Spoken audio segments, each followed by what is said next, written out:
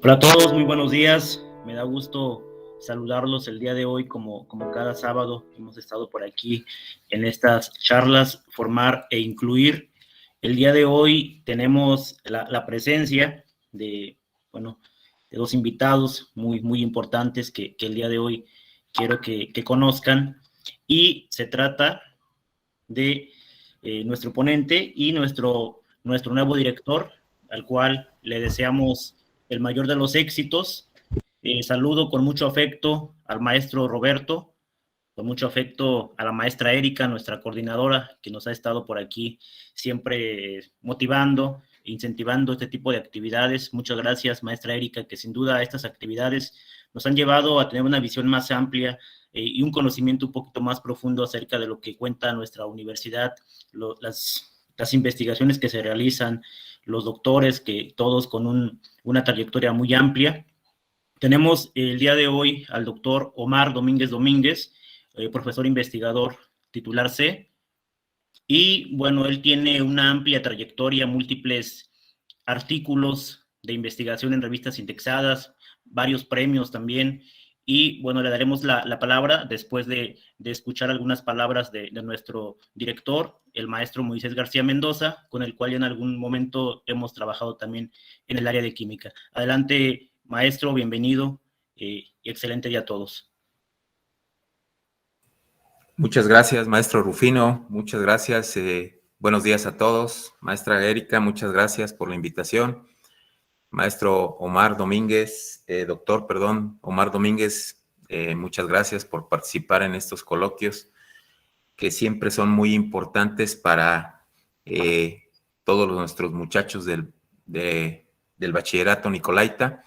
Quiero mencionar que la Escuela Preparatoria Melchor Ocampo inicia una nueva etapa en su administración y, bueno, uno de los objetivos de esta administración siempre va a ser impulsar y apoyar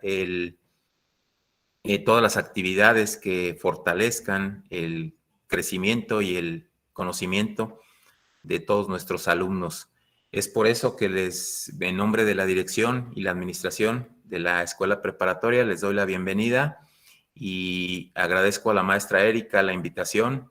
Sé que es un esfuerzo muy grande el que están realizando para hacer estas actividades, por lo cual la administración siempre estará apoyando este tipo de iniciativas.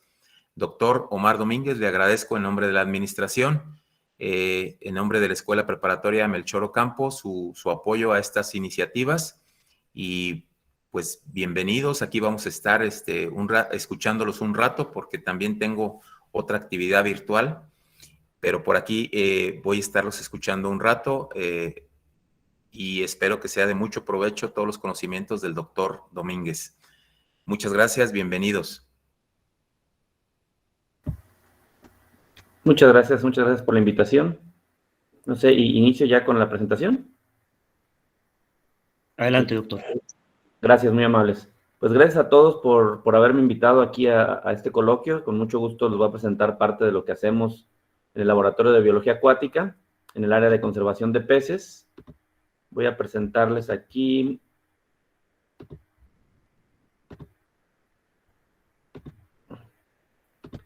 ¿Ya se logra ver mi presentación? Sí, doctor, todo en orden. Ok, perfecto, muchas gracias. Bueno, la presentación la titulé Rescatando peces de la extinción. Este es un programa, un proyecto que llevamos a cabo en el Laboratorio de Biología Acuática. Y bueno, como vamos a ver un poco, la idea es pues tratar de paliar un poco la problemática ambiental y tratar de conservar estos peces que viven en el centro de México que han sido tan dañados, ¿no? Entonces, bueno, esta iniciativa finalmente es con la colaboración de un montón de personas, de un montón de asociaciones alrededor del mundo que han colaborado con este proyecto para que, bueno, pues se pueda llevar a cabo y se pueda desarrollar. Finalmente, pues a mí me tocó ser el vocero de un gran grupo de trabajo. Finalmente aquí esto es un trabajo multidisciplinario donde incluyen pues tanto investigadores de muchas áreas de la biología como educadores ambientales, economistas, etcétera. Entonces, bueno, pues este es una parte de todo el trabajo que se realiza y básicamente, bueno, pues ese trabajo evidentemente no se hace solo, ¿no? Son muchas personas que participan en él. Y bueno, un poco la historia del laboratorio. El laboratorio comenzó en 1997, cuando fue entregado por las rectorías a la Facultad de Biología. Este era el laboratorio en ese entonces, justo cuando se entregó. Pues un laboratorio en obra negra, sin equipos, sin materiales, etcétera. Y en 1998 este laboratorio se dedicaba a la investigación para el cultivo de tilapia y peces de ornato. Básicamente lo que se hacía era investigación en cultivo de peces comerciales, como pueden ser los peces para consumo humano, como la tilapia, y peces de ornato que pueden ser vendidos en el mercado, ¿no? Entonces, básicamente era un laboratorio dedicado a acuacultura de producción comercial. En 1999 nace un proyecto que se llama el Fish Ark, donde un grupo de entusiastas acuaristas y zoológicos de Inglaterra, principalmente, llega al laboratorio en 1999 y decide, pues, digamos, financiar un proyecto que se llama el Fish Ark. Él es el director de aquel entonces, Mario Romero. Y pues nosotros éramos todavía un grupo de estudiantes, yo todavía era estudiante en la facultad, que empezamos, digamos, con este proyecto de investigación, o este proyecto más bien de conservación, donde el financiamiento provino de estos acuaristas internacionales, apoyados pues básicamente por el director y por la universidad misma. Este proyecto nace con el objetivo de mantener un banco de germoplasma en condiciones controladas como una herramienta emergente para resguardar de la extinción a las especies, principalmente de una familia que son los godeidos. Un banco de germoplasma básicamente es un grupo de organismos genéticamente aptos para mantener una población saludable en el largo plazo para posteriormente poder ser reintroducidos. Básicamente es tener un grupo suficiente de organismos que tengan una genética adecuada en el tiempo, ¿no? Entonces, finalmente ya era el laboratorio con algunas instalaciones donde ya se instaló sistemas de aireación, peceras, etcétera. Y bueno, voy a platicar un poco qué son los godeidos, ¿no? Este grupo de peces que no es exclusivo del que trabajamos, pero sí es el que mayormente trabajamos. Y bueno, los godeidos son un grupo muy, muy particular, son especies de peces vivíparos, se les llama vivíparos verdaderos, tienen órganos especializados para la reproducción y nutrición embrionaria. Básicamente la hembra modifica los ovarios a manera de un útero, donde mantiene a los embriones, y los embriones generan una especie de cordón umbilical, una formación de forma de cordón umbilical a partir de prolongaciones en el ano, que se le llama trofotenia, y este cordón umbilical les permite pues tener una transferencia materna muy, muy nutrida, ¿no? Es decir, los nutrientes entran a la madre, los desechos salen de la cría, y a través, siendo un poco análogo a la gestación en los mamíferos, lógicamente totalmente diferente, pero con un cordón umbilical que permite la alimentación del embrión y unos órganos modificados de la hembra que permite este intercambio, pues tanto de gases como de materiales, etc. Los godeidos prácticamente nacen sin vitelo, lo cual quiere decir que la totalidad de la nutrición la llevan a cabo a través de los fluidos de la madre. También tienen marcado selección sexual, es decir, los machos, este es el macho, este es un macho, esta es la hembra, esta es otra hembra. Entonces los machos tienen un órgano copulatorio modificado, que es esta pequeña muesca que se le ve aquí. Por aquí sale el esperma, el paquete espermático, y es introducido al interior de la hembra. Entonces, este proceso de reproducción tan específica ha llevado a que las hembras sean muy selectivas hacia ciertos machos. Y entonces los machos han generado pues aletas muy grandes, colores muy vistosos, inclusive unos bailes que los machos hacen para poder convencer a que la hembra se reproduzca con ellos, ¿no? Es decir, es todo un proceso de selección muy activo. Por lo tanto, pues ese proceso de selección ha llevado a que en el centro de México se generen un montón de especies, alrededor de 39 especies de peces godeidos en 19 géneros, que aunado con la postectónica, el vulcanismo, toda la formación de lagos a lo largo de 16 millones de años que llevan los godeidos evolucionando en esta región, ha generado una riqueza muy importante de especies, las cuales todas son endémicas de esta región del centro de México. Es decir, son exclusivas, no existen en ninguna otra parte del mundo más que en esta región del centro de México, pero el 70% de ellas están en grave peligro de extinción y 4 de ellas están ya extintas. Una, pues ya no hay poblaciones en cautiverio, y 3 de ellas hay poblaciones en cautiverio, las cuales mantenemos en el laboratorio. Bueno, toda esta pérdida de diversidad de biológica, esa pérdida de especies de peces, tiene que ver con los fuertes impactos humanos que se ha generado en el centro de México, ¿no? Más o menos en el centro de México vive el 70% de los 112 millones de mexicanos, un poquito más ahora, que habitan en el centro de México. En esta parte del centro de México existe el 67% de la industria del país, por lo cual pues la contaminación es muy importante a través de las industrias, y solo se llueve el 20%, o solo se tiene el 20% del agua superficial. Es decir, es un lugar semiseco, realmente no llueve mucho, a pesar de las épocas de lluvias que tenemos aquí, no se compara en nada con el sureste de México, llueve solo el 20% del agua superficial que hay en México. Hay una gran cantidad de industria contaminando las aguas y hay un montón de mexicanos viviendo aquí, igual pues usando y contaminando el agua. Por lo tanto, pues esos impactos negativos en las especies nativas, como la contaminación, urbanización de áreas naturales, actividades industriales, introducción de especies exóticas, agricultura y ganadería, pues llevan a los impactos negativos hacia las especies nativas y el que ahora pues estén la mayoría en grave riesgo de extinción, principalmente los peces. Y bueno, aquí hay un ejemplo de todas las problemáticas, ¿no? El lirio acuático, que es una especie introducida y que invade todos los cuerpos de agua, la desecación de manantiales, la extracción de agua, pues esta es una pipa, pero bueno, bombeo en aguas subterráneas, la contaminación por desechos urbanos, pues la contaminación también de las personas que van ahí a bañarse, etcétera. Las especies exóticas, no solo los peces exóticos que son introducidos a una región, sino también los parásitos de los peces exóticos, pues generan finalmente una problemática fuerte y una presión muy importante hacia los peces nativos, ¿no?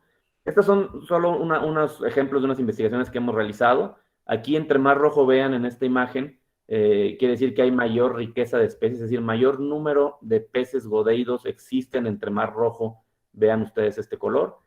Esto, entre más café vean este color, quiere decir que hay un cambio de uso de suelo, es decir, que la vegetación en todas estas zonas cafés ha cambiado de condiciones naturales tras su uso agrícola, ganadero, industrial, etcétera, por lo cual pueden ver que la mayor concentración de peces está en la zona de mayor impacto humano.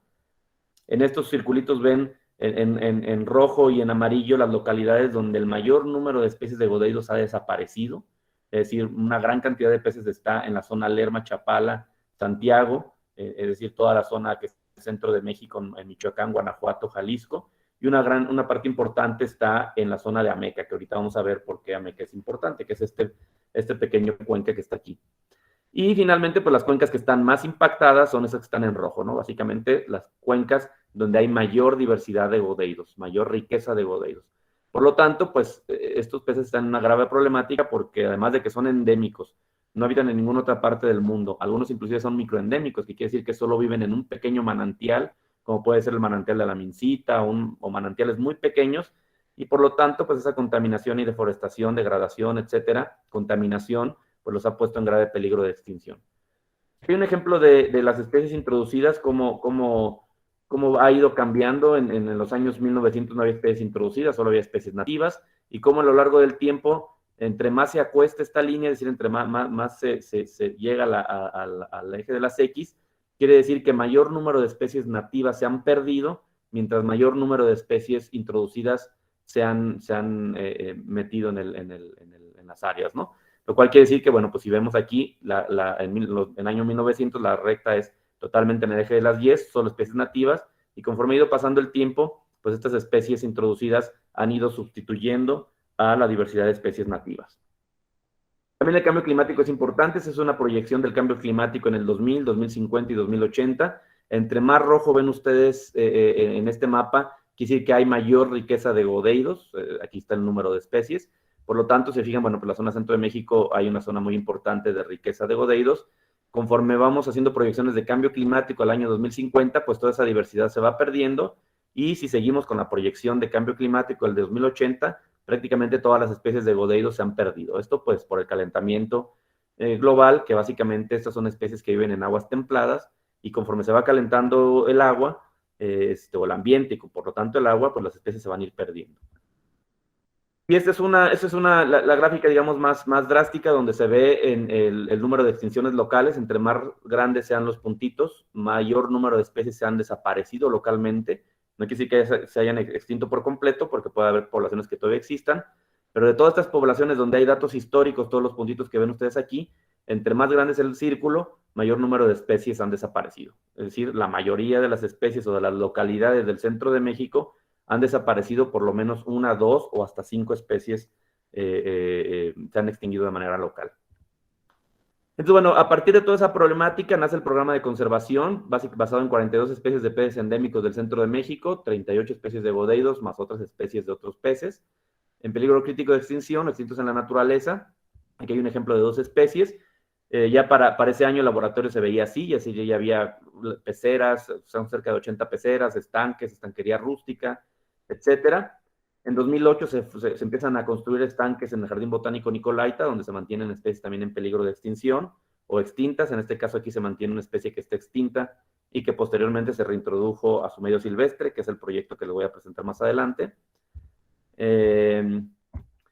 Luego en el laboratorio, en CU, hay un estanque también en la instalación del Laboratorio de Biología Acuática, donde también se mantienen especies en peligro de extinción, y esta especie que ya está extinta también en la naturaleza. Entonces, bueno, es una zona de, básicamente un estanque donde se mantienen especies para su conservación. Este estanque es el último estanque que se construyó, más o menos hace 4 o 5 años se rehabilitó, también está en el Jardín Botánico Nicolaita, y aquí básicamente lo que mantenemos es una especie que también está extinta en la naturaleza y que vamos a tratar de reintroducir, o que estamos llevando a cabo el proceso de reintroducción a su medio natural. En el 2011 también se utilizó el estanque del Instituto de Investigación sobre los Recursos Naturales de la Universidad Michoacana, donde también se establecieron poblaciones de peces en peligro de extinción, se introdujeron ahí y, bueno, y se mantienen, digamos, en condiciones de semicautiverio. Igual el laboratorio ha hecho algunos otros trabajos en otras áreas. Por ejemplo, este es un jardín botánico que está en Guanajuato, donde también tiene una serie de instalaciones de estanquería. También se les sembraron peces de la región, peces en peligro de extinción, para que los mantuvieran ahí resguardados. Este es el Parque Zoológico de San Luis Potosí, donde también tienen un acuario, que también se les donaron organismos para que pudieran ellos hacer la exhibición. El acuario de Morelia, donde también se hizo una exposición en el centro del acuario, donde también tiene, creo, todavía peces godeidos y pues todos estos acuarios, etcétera, pues sirven, es una forma muy importante de hacer divulgación del trabajo que se hace y de la importancia que tienen los peces nativos endémicos para la región, ¿no? Y bueno, no solo en México, ¿no? En muchos países alrededor del mundo se mantienen peces de esta familia. Este es un ejemplo de República Checa, donde hay un zoológico que mantiene lo que le llaman la casa de México, donde mantienen especies de godeiros. Aquí tienen un ejemplo de dónde están distribuidos, toda la información de estos peces que tienen. Aquí están los godeiros abajo, aquí hay otras especies de godeiros, y los mantienen en acuarios en exhibición, pues dando a conocer, uno, la riqueza que tiene nuestro país, la importancia que tienen estos peces y también el grado de deterioro y la problemática de conservación que tienen. Es un acuario en Bélgica, donde aquí esas tras bambalinas, pero aquí tenemos cómo presentan ellos la información en este acuario. Este es un acuario en Inglaterra que le llaman la Casa del Jaguar, y bueno, además del acuario que tienen ellos. Es el zoológico de Chester, la organización que más nos ha apoyado en la conservación de estos peces. Y aquí se ve un ejemplo, ¿no? Donde cómo mantienen a las especies, toda la información que tienen, cómo los mantienen toda la ambientación, no solo de peces, sino de otros organismos que viven en México. Y aquí está cómo mantienen todos los organismos digamos, tras bambalinas en el acuario, ¿no? Y bueno, hay muchas organizaciones no gubernamentales, acuaristas, etcétera, que mantienen estos peces en acuarios, ONGs en Italia, España, Francia, Países Bajos, Alemania, Bélgica, Japón, inclusive Escandinavia, Australia, es decir, muchas organizaciones alrededor del mundo que les interesa mucho el grupo de peces que nosotros trabajamos, pues básicamente por ese colorido tan interesante, por esos bailes que los machos hacen y por la reproducción vivípara tan interesante y única que tienen este grupo de peces, pues son de interés a nivel mundial. Sin embargo, bueno, nosotros a partir de esta conservación quisimos ex situ, es decir, mantenerlos fuera de su medio natural y reproducirlos ahí. No lo vimos como una solución a la conservación, sino como una herramienta únicamente para resguardarlos mientras las condiciones del ambiente puedan ser propicias para su reintroducción.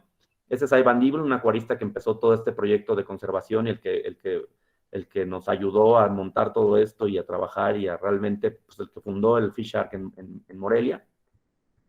Bueno, y aquí les voy a platicar un poco del proyecto de reintroducción de Saboneticus tequila. Ya vimos la problemática, cómo los mantenemos en condiciones de cautiverio, etcétera. Pero, como les decía, la solución no era mantenerlos en cautiverio, sino pasar más allá de eso y hacer programas de reintroducción de especies que ya se vean extintos o que se habían desaparecido de su medio natural. Bueno, Saboneticus tequila, que es esta especie de pez que está aquí, este es el macho. Ese se extinguió en alrededor del 1980. Sin embargo, fue descrita en 1986. Esto es bastante interesante, crítico y triste, porque es una especie que desapareció, se extinguió de medio natural antes de siquiera ser descubierta o descrita para la ciencia. Es decir, 6 años después de que fue declarada extinta, fue descrita como una especie nueva, anteriormente no era conocida. Y bueno, después de 20 años de exilio, que se mantenían en zoológicos de otros lados del mundo, acuaristas, etcétera, regresa a México mediante una donación del zoológico de Chester en Inglaterra en el año 2000. El zoológico de Chester da una donación, una persona, un acuarista, Ivan Dibble, lo trae a México y entonces mantenemos o fundamos ya poblaciones de esta especie extinta que ni siquiera se tenían en cautiverio en México, regresa a nuestro país. La mantenemos en acuario hasta el 2012, donde en el 2012 se introduce esa especie de pez en este estanque en el Jardín Botánico Nicolaita, donde se mantiene en condiciones de semicautiverio para salvar esta especie de la extinción. ¿Por qué hicimos este proceso? Bueno, nosotros desde que nos dieron la especie, desde que nos la regresaron a Morelia, intentamos meter proyectos que fueran apoyados, porque esto requiere dinero, para su reintroducción, pero todo el mundo nos decía que no, que era imposible, ¿no? Después de casi 30 años de mantener esa especie en acuarios, si íbamos a regresar a la naturaleza, pues no iba a poder sobrevivir, ¿no? Iba a desaparecer, se le iban a comer, no era capaz de sobrevivir en condiciones naturales después de 30 años de cautiverio. Entonces construimos este estanque e introdujimos aquí 100 peces de esta especie Sogoneticus tequila, y ahí pues mantenía las condiciones del medio ambiente, es decir, temperaturas frías en invierno, temperaturas cálidas en verano, bajaba el agua, subía el nivel del agua, había depredadores, o hay depredadores, serpientes, tortugas, aves, parásitos, tienen que buscar su propio alimento, es decir, los mantenemos en condiciones, pues ahora sí que ellos se buscaran la vida, ¿no? Y en el 2014 se contabilizaron un total de 10,000 organismos, o bueno, se calculó un total de 10,000 organismos en ese estanque, ¿no? Es decir, en solo 2 años se habían multiplicado, se habían reproducido exponencialmente, y por lo tanto, pues con esto supimos que eran capaces de sobrevivir en su medio natural. Como les decía, con depredadores, con otros organismos depredadores, viviendo en condiciones de semicautiverio, con condiciones muy, muy drásticas, inclusive en ocasiones peores que las que tienen en su medio natural. Y por lo tanto, con eso, en 2014 nos apoyaron el proyecto, el zoológico de Chester principalmente, nos apoyó este proyecto y iniciamos el proyecto de conservación, donde lo dividimos en 3 fases. La primera fase era asegurar la reintroducción mediante la caracterización del área, tomando datos biológicos, ecológicos y limnológicos.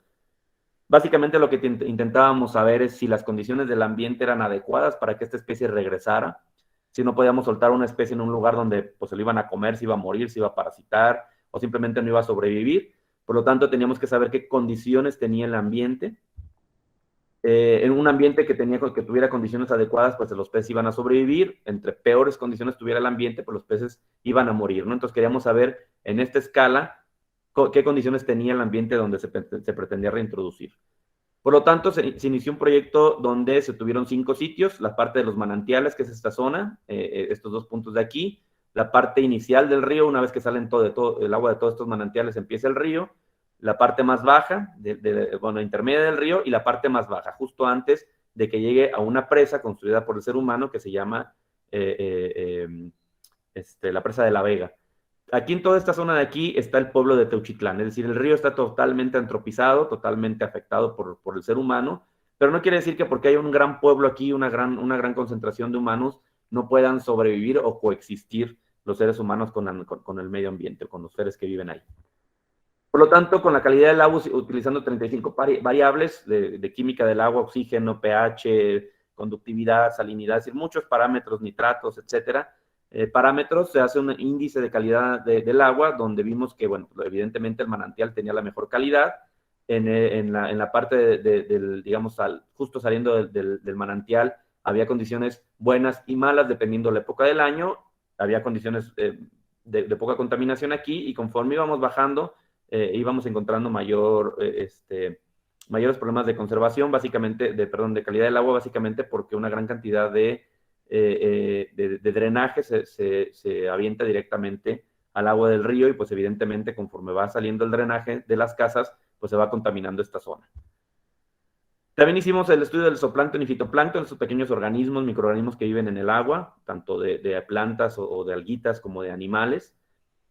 Uno, para saber cuánto alimento potencial había para la especie que queríamos reintroducir, pero también son animales muy importantes que sirven como bioindicadores, es decir, nos sirven para entender la calidad del ambiente en el que estamos. Algunas especies solo viven en aguas contaminadas y otras especies solo viven en aguas claras. Entonces, dependiendo, o no contaminadas más bien. dependiendo de la especie que hubiera, pues podemos hacer un índice que nos indique qué tan contaminado está o qué tan alterada está la calidad del ambiente. Con las algas se hace un índice que se llama el NIGAR, donde básicamente en la parte alta se ve que es una especie, que es un lugar mesotrófico, es decir, con aguas con poca materia orgánica, muy claras, y conforme vamos bajando, vamos encontrando aguas más eutróficas, es decir, aguas con mayor concentración de nutrientes y por lo tanto mayor concentración de estas pequeñas plantitas o microalgas. Con los invertebrados se hace un índice que se llama el IBAMA, donde todos vimos, en todos los sitios vimos que hay una calidad pobre, básicamente porque los invertebrados lo que utilizan es el sustrato, el fondo del lugar, y pues como vimos en algunas fotografías, el fondo estaba completamente modificado en los manantiales en forma de un balneario, y en toda esta zona de aquí, pues hay un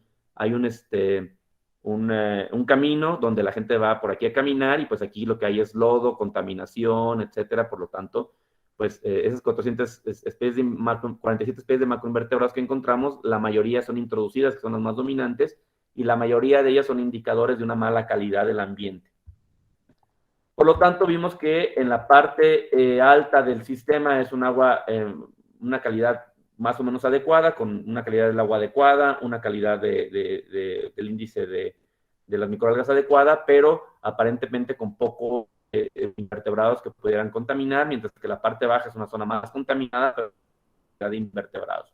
Por lo tanto, pues aquí había más comida para los peces, o había más comida potencial para los peces, pero aquí había menos contaminación y mejor calidad del hábitat. Pues bueno, son cosas que hay que ir como identificando. Hicimos también un índice de calidad ambiental, donde básicamente se mide la ribera del lago, se ve qué construcciones hay, qué fondo hay, etcétera. Y con eso se hace un índice de calidad ambiental, lo cual pues todo es un índice de calidad ambiental pobre, básicamente porque todas las orillas del río hay modificaciones de su ribera para construcciones humanas. Vimos también que la abundancia de peces en la mayoría de los sitios del río es dominado por especies nativas, por especies introducidas, especies exóticas, y solo en la parte alta, aunque es dominado por especies exóticas, hay una buena cantidad de especies nativas, ¿no? Es decir, estas cuestiones aquí azules, quiere decir que hay más especies nativas, aunque siguen dominando las especies introducidas, básicamente, especies que son introducidas para el control de mosquitos, o especies que son introducidas como especies de ornato porque se ven bonitas, ¿no? Lo cual generan daños muy importantes al medio ambiente y a las especies nativas. Con todo el grupo de peces donde se toma el parasitismo, las especies nativas, si son carnívoras, si son herbívoras, muchos aspectos de la biología de los peces, se hace un índice de integridad biótica, donde encontramos que la parte alta tiene un índice de integridad biótica regular y la parte baja tiene un índice de integridad biótica pobre. Es decir, nuevamente la calidad del ambiente aquí abajo era muy mala, ¿no? Acá, bueno, pues mejoraba, aunque no era excelente. También hicimos análisis de parásitos, porque bueno, los parásitos también son importantes a la hora de la reintroducción, que no vaya a haber un parásito que finalmente ataque a nuestro pez y lo mate. Encontramos 2 especies de parásitos con prevalencias bajas, siendo menores en los sitios 1 y 2, es decir, en estas eran menos el número de parásitos, pero finalmente pues el parasitismo era un parasitismo normal, ¿no? Que mantienen todas las poblaciones naturales y no era un parasitismo que pudiera poner en riesgo el proceso de reintroducción. Bueno, y todo esto, ¿cómo comparamos todas estas cuestiones de cómo podría interactuar Sogoneticus tequila con todas estas condiciones si aún no se ve reproducido, si aún no se ve reintroducido? Pues básicamente lo que hicimos es hacer 2 años de muestreo en el estanque del jardín botánico para ver pues todo, desde el parasitismo, la alimentación, la reproducción, cómo es la cuestión poblacional, etcétera. Y con todos esos datos que nosotros obtuvimos del jardín botánico, y con los datos que obtuvimos de todos los organismos y todo lo que había en Teuchitlán o lo que hay en Teuchitlán, hicimos una serie de comparaciones, ¿no? Por ejemplo, la talla de primera madurez, vimos que Sogoneticus tequila se parece a una especie que está también introducida ahí, es decir, tiene una talla de primera madurez aproximadamente de 30 milímetros. Sin embargo, las especies introducidas se reproducen a tallas más pequeñas, ¿no? Es decir, empiezan a reproducirse antes que las especies nativas, ¿no? Un punto a favor de las introducidas, pero un punto negativo hacia las nativas, ¿no? Es decir, se reproducen más chicas, además de que se reproducen a menor talla. La fecundidad en Sogoneticus tequila es de 4, esta es una especie nativa de 6, esta es otra especie nativa de 5, esta es otra especie nativa de 8, y estas son especies introducidas. Entonces vemos que pues hay especies introducidas que tienen hasta 20 crías cada vez que desovan, ¿no? Por lo tanto, pues nuevamente, Sogoneticus tequila parecía estar en desventaja con las especies introducidas.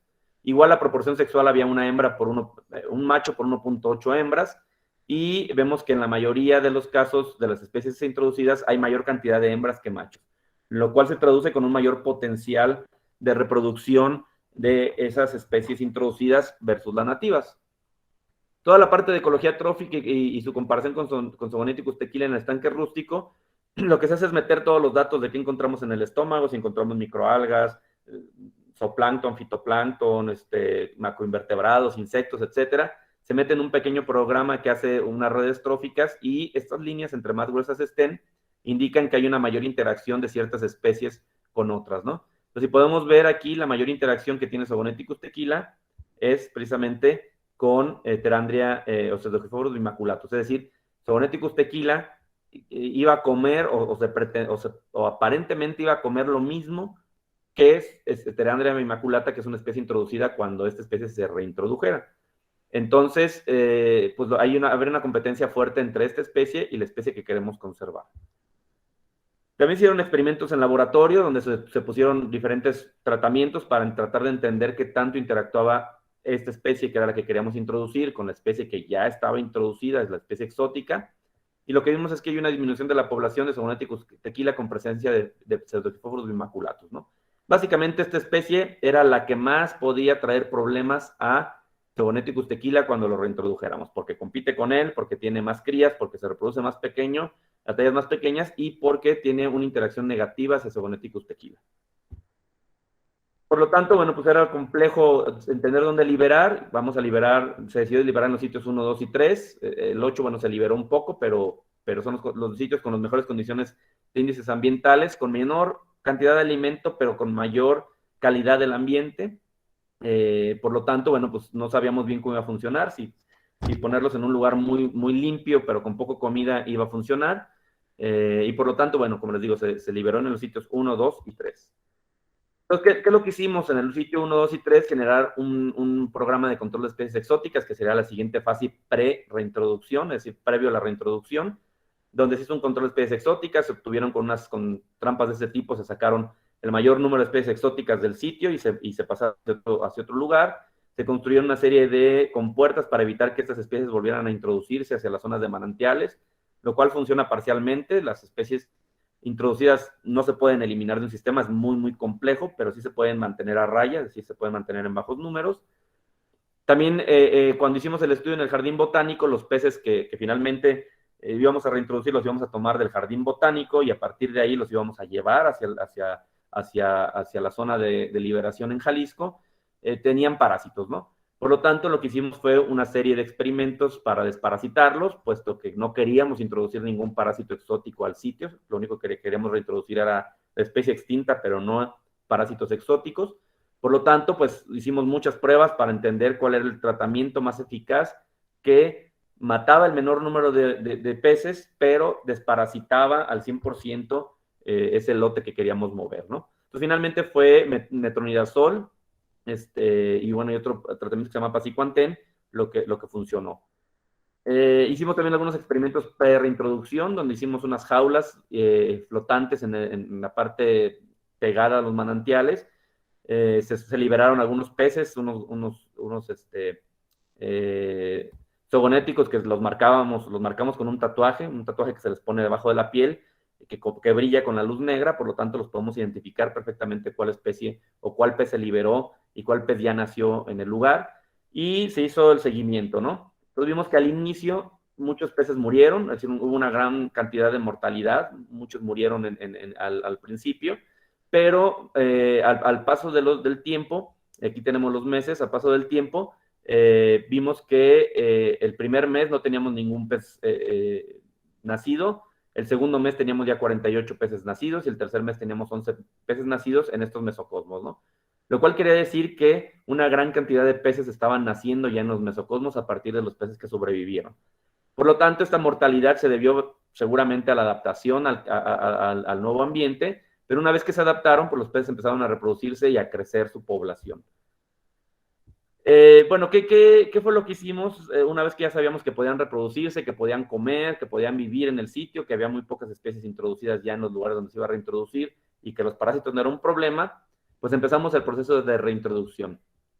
Este proceso de reintroducción lo decimos hacer la Noche de Muertos, porque bueno, pues todos ustedes saben que es un día especial para los mexicanos, donde se cree que los muertos regresan de la vida más allá a pasar un tiempo con nosotros, una noche con nosotros, y bueno, y la gente hace toda una serie de cosas para poder agradar a los muertos que vienen a visitarnos. Y queremos hacer como una analogía de una especie que se extinguió, que desapareció y que le íbamos a traer de vuelta al sitio desde donde se extinguió, pero no para pasar una noche con nosotros, sino para pasar, pues esperemos, una vida, toda una vida entre nosotros, ¿no? Bueno, nuevamente, estos sitios fueron los sitios que se decidieron liberar, ¿no? Aquí tienen aquí están las marcas, no sé si las logran ver, rosa, amarillo, por ahí algún anaranjado, rojo, etcétera. Entonces, esas marquitas que nosotros les ponemos a los peces de manera superficial nos permitía identificar de manera muy precisa a los peces que se habían introducido, ¿no? Al paso del tiempo, esto es cada 2 meses, en el mes 2, 4, 6, 8 y 10, empezamos a obtener, pues los primeros meses teníamos solo especies que se habían introducido, es decir, solo especies marcadas, y una vez que empezó a pasar el tiempo, empezamos a tener un montón de peces sin marca, lo cual quiere decir que esos peces ya tenían, ya habían nacido ahí, ¿no? Es decir, cada vez eran menos peces que habíamos introducido nosotros y más peces nacidos ahí. Para enero del 2020, el 100% de los peces capturados no estaban marcados, lo cual quiere decir que ya todos los peces que estábamos capturando habían nacido en el sitio.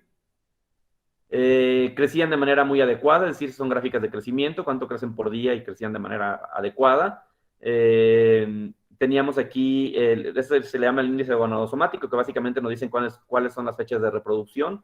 Tuvimos que tenían un periodo muy marcado de reproducción entre a mayo, junio, julio, agosto, más o menos es su periodo de reproducción. Empezó a aumentar el número de embriones promedio a comparación de lo que se tenía en el jardín botánico, es decir, en la naturaleza empezaban a tener 7 embriones promedio en lugar de 4, 3 más que en el estanque. La talla primaria no es igual que en el estanque, los parásitos pues no tenían muy baja prevalencia y un factor de condición positivo, es decir, tenían una condición corporal buena, lo cual quiere decir que estaban sanos. Esto es lo que comían en el estanque, básicamente carnes, son carnívoros o plancton, fitoplancton, animalitos que viven en el sitio. Esta es la estructura de tallas, esto lo que nos dice nada más es que si el mayor número de organismos están en estas tallas intermedias, quiere decir que la población es saludable porque la mayoría de ellos están en etapa reproductiva, lo cual es normal en todas las poblaciones naturales, muy pocas crías, o bueno, pocas crías dependiendo de la temporada, pocos organismos viejos y muchos organismos en periodos reproductivos, ¿no? Por lo tanto, pues la estructura de talla nos decía que estaba bien. Esto es lo que les digo, el factor de condición durante todo el año es un factor de condición adecuado, es decir, los peces están sanos, saludables, como dirán las abuelitas, están gorditos.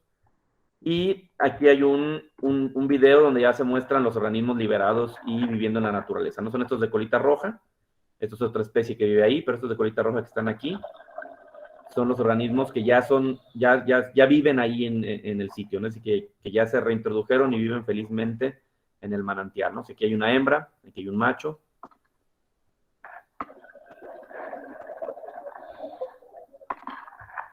Aquí hay otra hembra. Entonces, bueno. Y bueno, a la par nosotros, digamos, todo el trabajo biológico que hicimos de biología, de reintroducir esa especie, pues no tiene ningún sentido si la gente de la localidad no le importa conservar a su ambiente, ¿no? Es decir, pues los que tienen que conservar a largo plazo esos organismos e interesarles son la gente que vive alrededor de Teuchitlán, porque nosotros nos regresamos a Morelia y bueno, los peces ahí se quedan, ¿no? Entonces empezamos el programa de educación ambiental, donde empezamos con un logo que los niños de la localidad generaron, que le llamaron SOGI. Y bueno, ¿qué se hizo o qué se está haciendo en este programa de educación ambiental? Hicieron talleres en primarias, secundarias, temas de conservación del río Subiota.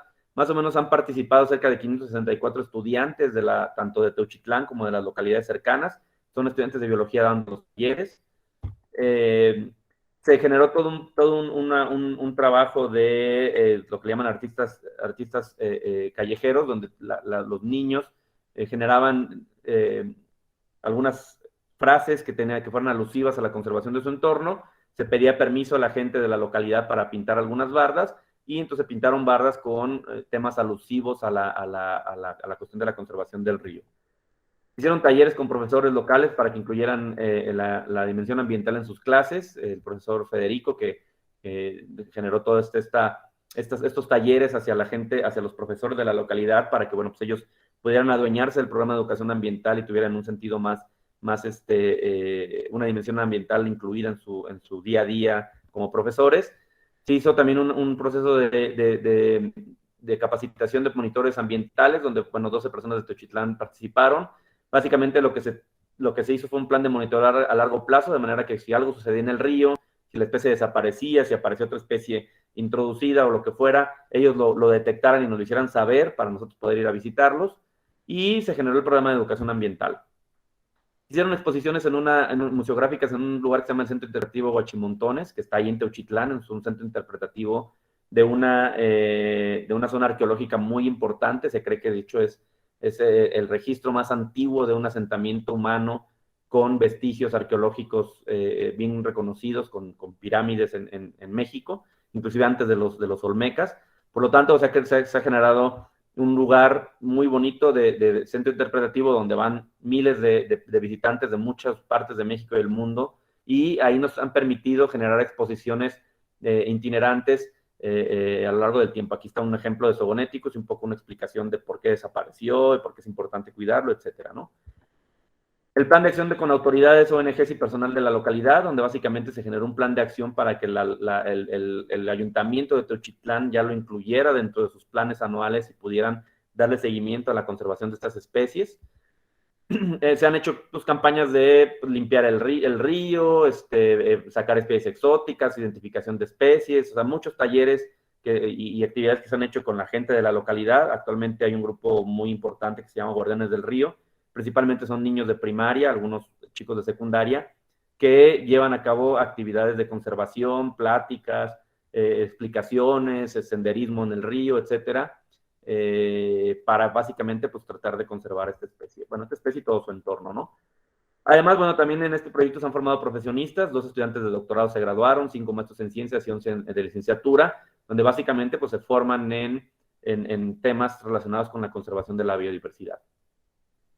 Y bueno, ¿qué sigue? Nosotros la idea es que le tenemos que seguir dando, o sea, le tenemos que dar seguimiento a la especie reintroducida Zogoneticus tequila para unos años más, para entender si realmente ya se estableció y ahí se va a mantener o si tiene alguna otra problemática. Aparentemente ya está establecida, pero faltan algunos años de muestreo. Y nuevamente se inició con el proyecto de reintroducción de Esquifia francese, que es la especie que les había comentado al inicio. Otra especie, Neotropis ameca, también extinta en la misma región de Teuchitlán, pero que de estas dos mantenemos especímenes en cautiverio. Por lo tanto, pues ahora nuestro siguiente proyecto es reintroducir esta especie. Ya se reintrodujo una, la idea es reintroducir esta otra, ¿no? Y todo este año de pandemia lo que hicimos es un plan de monitoreo de la población en el jardín botánico, nuevamente para entender qué come, cuándo se reproduce, cuántas crías tiene, qué tanto crece, es decir, todas las condiciones o todo lo que podamos obtener a partir de la condición en cautiverio, pues lo estamos haciendo para poder entender un poco esa población, ¿no? Este es un mural que se hizo en Teuchitlán, justo en la subida del Centro Interpretativo Huachimontones. Lo hizo un artista urbano reconocido mundialmente. Bueno, es una chica que ha hecho murales en todo el mundo, Alemania, Austria, etcétera. Supo del proyecto de conservación y ella le interesó venir a pintar un mural para este proyecto de conservación. Entonces vino y bueno, hizo este mural, ¿no? Que como ven es impresionante en tercera dimensión, etcétera, y es muy, muy bonito. Y es alusivo precisamente a la conservación de los peces, ¿no? Aquí tenemos Zogoneticus tequila, aquí tenemos Esquifia francese, y aquí tenemos Ameca splendens, ¿no? 3 de las especies endémicas de ese sitio. Entonces, bueno, eso es todo. Muchas gracias. Creo que sí dejé tiempo para preguntas. No sé, maestra Erika, Rufino o quién organice ya esto, pero estoy aquí atento para sus preguntas. Muchas gracias, doctor. Sin duda, un tema muy interesante, la cuestión del rescate de los peces en peligro de extinción, ¿no? Y quiero retomar un poco la parte de la educación ambiental y todas estas actividades que involucran la cuestión cultural con también la parte ambiental. Creo que es interesante, es muy importante estas acciones porque concientizan a la población y a través del arte también, ¿no? Y vemos que la ciencia entonces abarca muchas cosas, es multidisciplinaria y ese tipo de cuestiones. A mí me interesa la parte de parasitología también, porque, bueno, en algún momento me he estado dedicando también a esa cuestión de la parasitología en animales, digamos, en cautiverio. En peces, la verdad es que no he visto mucho. Sin embargo, me gustaría saber, en el caso de Zoonotipus tequila, cuáles son los principales parásitos, el grupo de parasitario más interesante. Por ahí mencionaban un tratamiento con praziquantel y con metronidazol. Entonces, quisiera preguntar más o menos cuáles son los parásitos que han encontrado. Pues mira, el único parásito que hemos encontrado en el jardín botánico es un género que se llama Spiroxis, que es un nemátodo. Por eso hicimos un tratamiento antihelmíntico principalmente. Y en condiciones naturales no hemos encontrado ya ningún parásito, es decir, llevamos todos los parásitos, todos los peces desparasitados, sin parásitos, y no hemos visto lo que los parasitólogos le llaman el switching, o sea, este cambio de hospedero de una especie que vive en la localidad hacia la especie nueva que estamos introduciendo. Entonces, hasta ahorita, Zoonotipus tequila no se ha parasitado con ningún parásito nativo.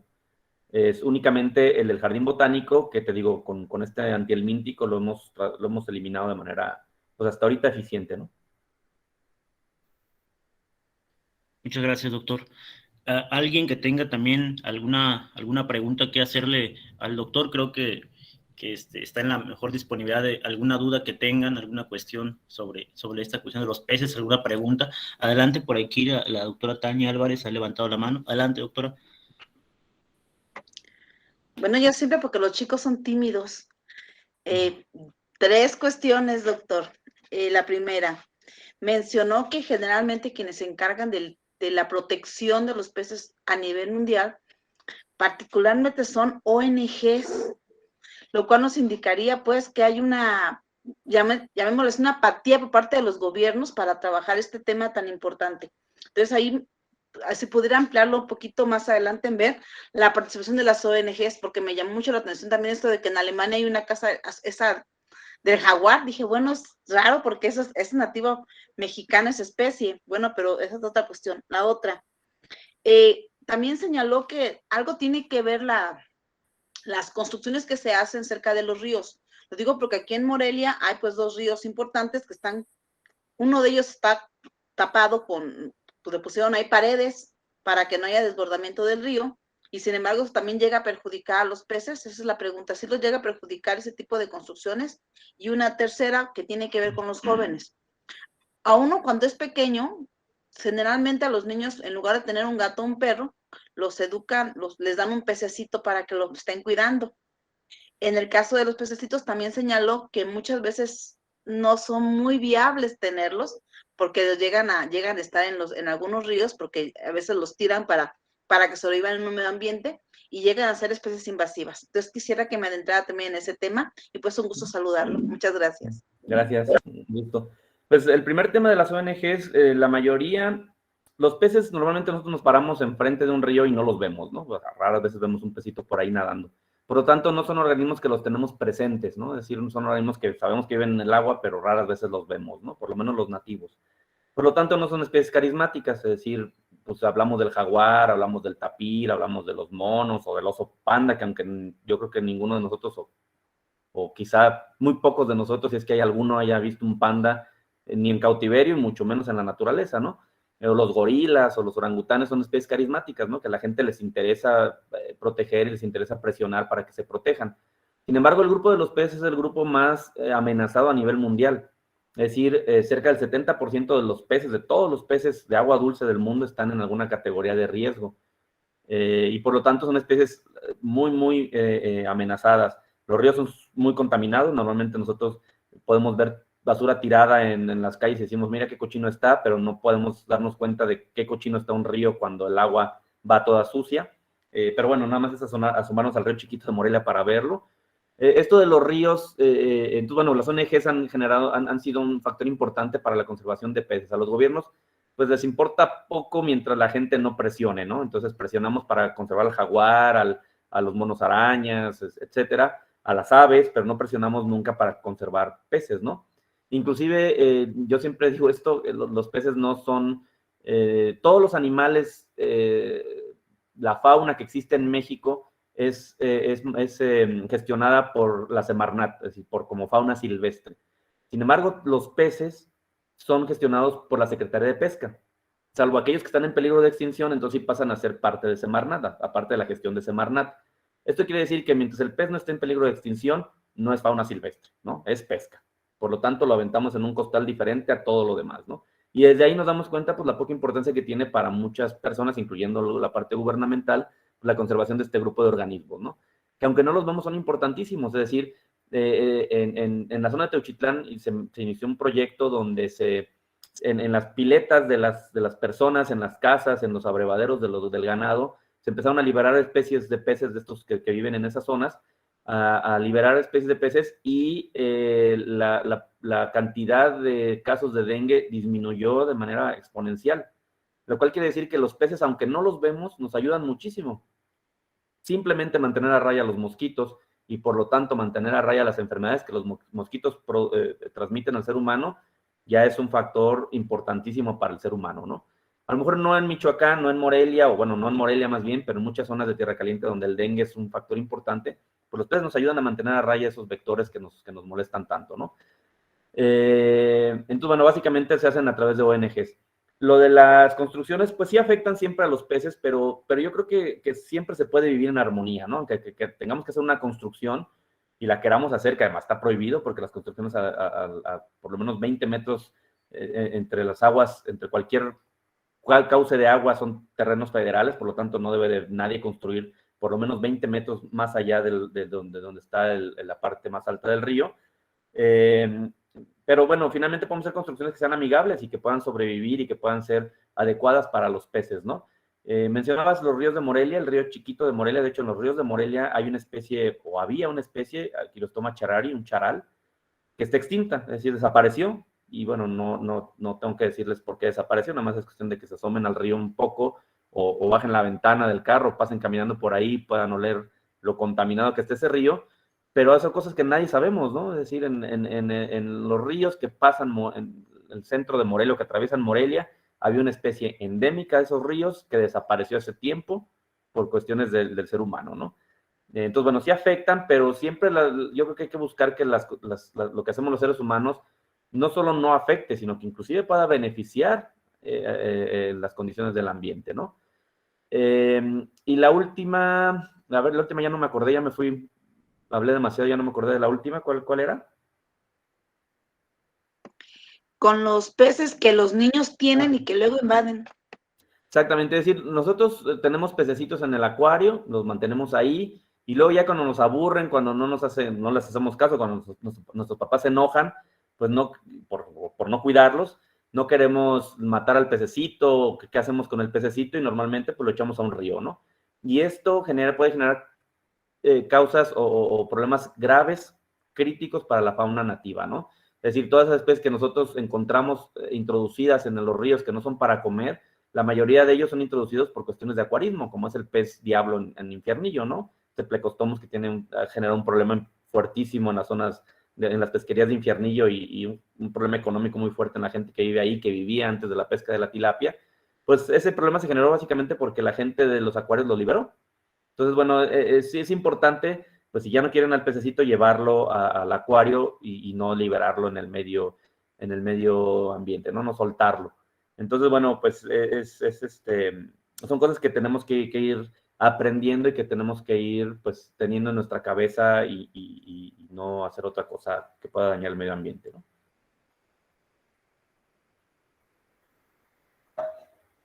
No sé si hay alguna otra pregunta. Sí, doctor. Bueno, a mí me gustaría una pregunta, digamos, un poquito más enfocada hacia la parte de la formación de usted, y quisiera que les comentara a los chicos, gracias, dice la doctora Tania, a los chicos, ¿qué fue lo que lo apasionó o qué fue lo que lo llevó a a estudiar a los peces así en particular. Tenemos aquí chicos de preparatoria y muchos de ellos apenas van a definir hacia dónde van, qué van a estudiar y toda esta cuestión. ¿Qué fue lo que a usted le llamó la atención y por qué se dedicó al área de los peces? Ok, por ahí una pregunta de Eric Arturo, que si quiere una pregunta, si es estudiante, pero si quieres se la contesto después de esto.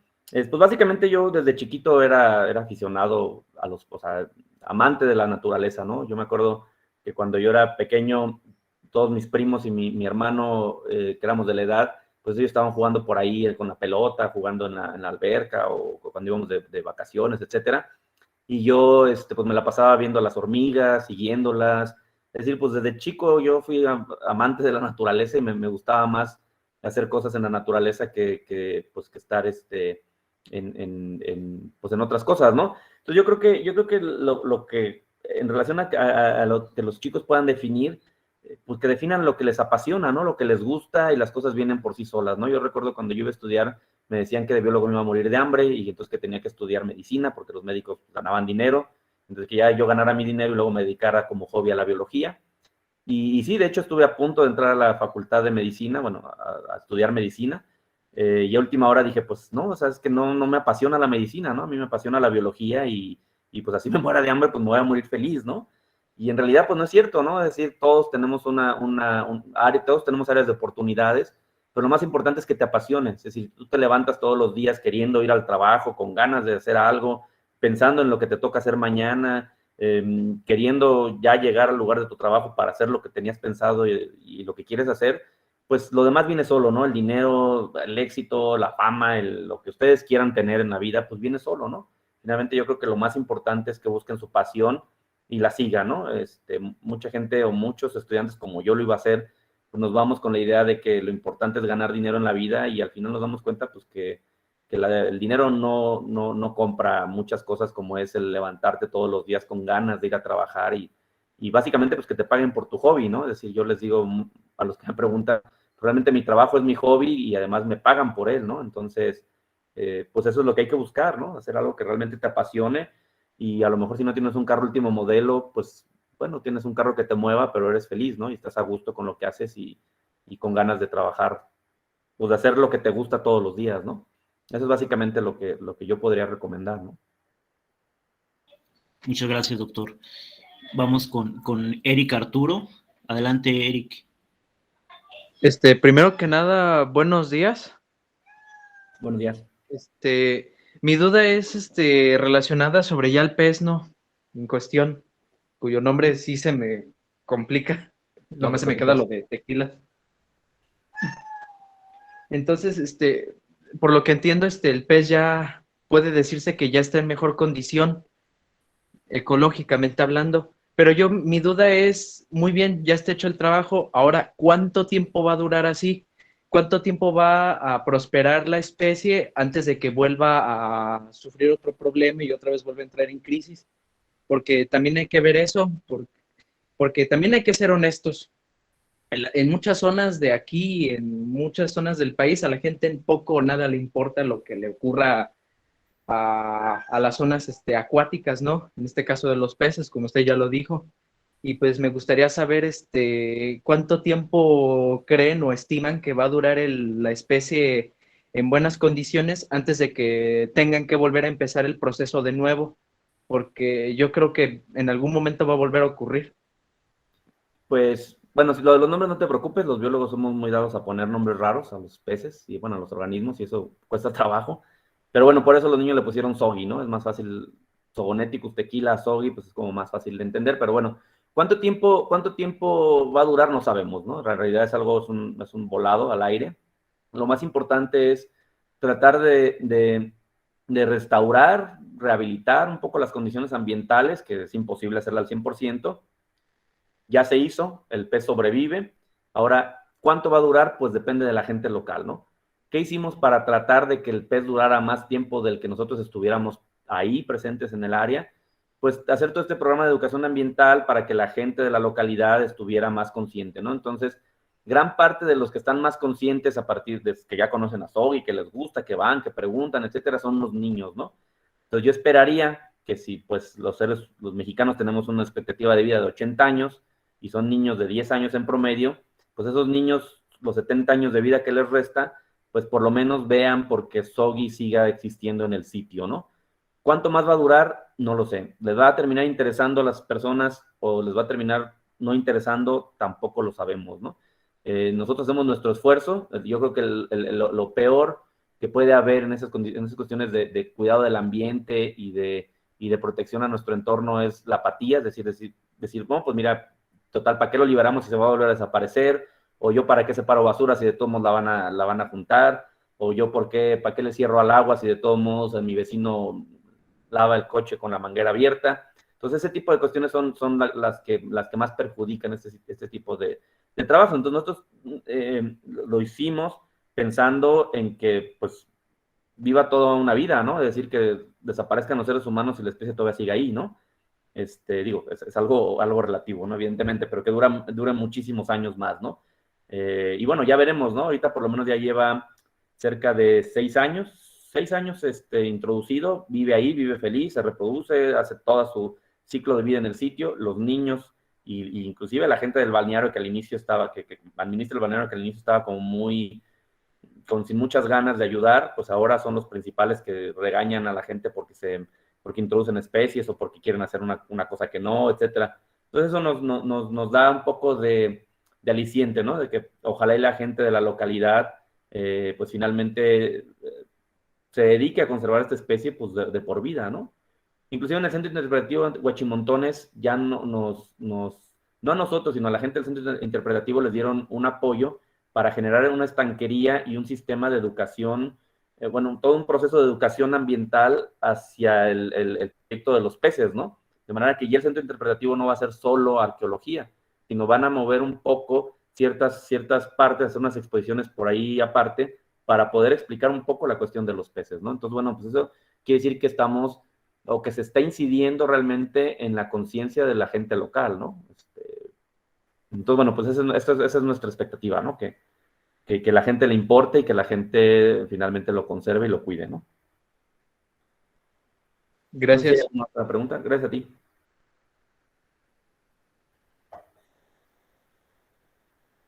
¿Algún otro comentario, pregunta? Al parecer no, doctor. Entonces, pues daríamos por terminada la charla del día de hoy. Muchas gracias por estar con nosotros el día, a todos los asistentes que están aquí, la maestra Tania. Maestra, muchísimas gracias por todo el apoyo y es un gusto tenerla por aquí con nosotros formando este equipo. Doctor, también, bienvenido. Y estamos por aquí a sus órdenes también, cuando guste también por ahí visitarnos. Estamos a sus órdenes. Gracias a todos, maestra Erika, maestro Roberto, estamos por aquí. Muchas gracias y que tengan todos un excelente día. Gracias. Muchas gracias, doctor. Gracias a ustedes, hasta luego. Hasta luego. Hasta luego.